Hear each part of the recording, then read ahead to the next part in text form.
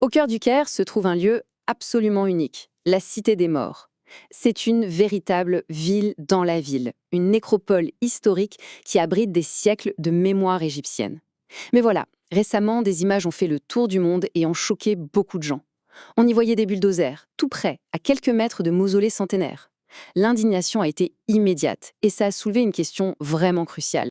C'est la question qu'on va explorer ensemble, car loin des accusations de destruction qu'on a pu entendre, les autorités égyptiennes, elles, présentent une initiative d'une ampleur assez inédite. Un projet qui n'est pas conçu pour effacer l'histoire, bien au contraire, mais pour lui offrir un nouvel avenir à l'abri des menaces. Alors plongeons au cœur de ce projet vraiment ambitieux. Rien que son nom est évocateur. Les tombes des immortels. L'objectif affiché, ce n'est donc pas de détruire, mais de lancer un effort de préservation colossal pour créer ce qui s'apparente à un véritable panthéon national.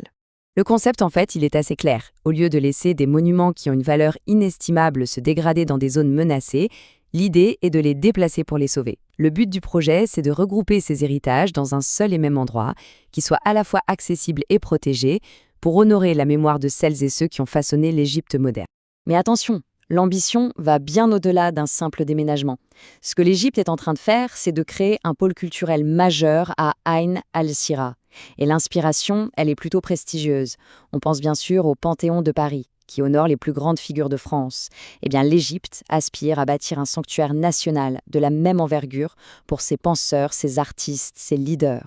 On peut se demander, mais pourquoi une mesure aussi radicale? Pourquoi déraciner ces monuments de leur lieu d'origine? La réponse est assez simple en fait. C'était une urgence absolue.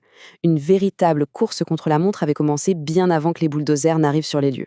Le véritable ennemi, ce n'était pas les bulldozers. C'était un adversaire bien plus silencieux et beaucoup plus destructeur. L'eau. Pendant des décennies, comme un poison lent, la nappe phréatique a infiltré les fondations. Le sel, en remontant du sol, rongeait littéralement la pierre de l'intérieur et menaçait de réduire des mausolées entiers en poussière.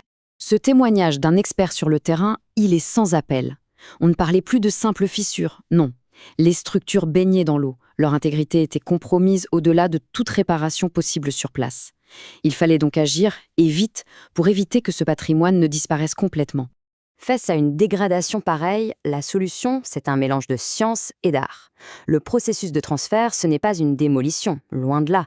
C'est une véritable opération chirurgicale, menée avec une précision méticuleuse pour s'assurer que chaque monument puisse renaître à l'identique. Alors, comment ça se passe? Le processus est d'une précision chirurgicale. D'abord, un codage méticuleux. Chaque pierre, mais vraiment chaque pierre, est numérotée, comme une pièce de musée. Ensuite, le démantèlement, fait avec une délicatesse extrême. Après un transport sécurisé, c'est l'étape de la restauration.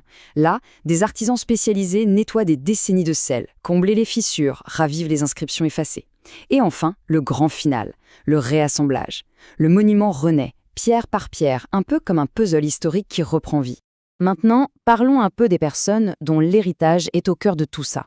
Parce que derrière chaque pierre, il y a une histoire, il y a une vie qui a marqué l'Égypte. Prenons par exemple Ahmed Shawki, surnommé le prince des poètes. C'est une véritable icône de la littérature arabe. Et pour lui, il ne s'agissait pas juste de déplacer quelques pierres. Non, c'est l'intégralité de son mausolée qui a été sauvée et fidèlement reconstruite. C'est un hommage monumental, vraiment à la hauteur de son génie. Le cas de la tombe de Khadija Moussa est aussi très parlant. Il faut imaginer un marbre rongé par le sel, des inscriptions devenues presque illisibles, une structure complètement minée par l'humidité. C'est exactement ce genre de trésor en péril que le projet s'acharne à sauver de l'oubli. Mais ce qui est peut-être le plus émouvant dans cette restauration, c'est la sauvegarde de détails très intimes.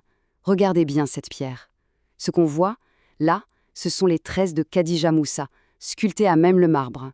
C'est un détail d'une finesse incroyable, un témoignage personnel qui a bien failli disparaître pour toujours. Le projet couvre un large éventail de figures importantes, de la famille Yakan, qui était une dynastie très influente, à des juges comme Jami Tabet ou des dignitaires comme Ali Pacha Reda. Chacun représente une facette de l'histoire politique, sociale et culturelle de l'Égypte. Ce projet, il n'est pas seulement tourné vers le passé, il s'agit vraiment de donner un avenir à cet héritage, de s'assurer que les générations futures pourront elles aussi se connecter à ces histoires, et le travail est loin, très loin d'être terminé. D'ailleurs, la mission continue, d'autres figures emblématiques vont bientôt rejoindre ce panthéon. On parle par exemple de Hafez Ibrahim, le poète du Nil, ou encore du grand savant Al-Idrissi. La mémoire de l'Égypte continue de trouver ici un nouveau sanctuaire. Finalement, ce projet au Caire nous pose une question qui est universelle. Face aux pressions du présent, que ce soit le développement urbain ou simplement l'usure du temps, comment une nation peut-elle honorer son passé tout en construisant son avenir? C'est tout le défi, cet équilibre permanent à trouver entre la mémoire et la modernité,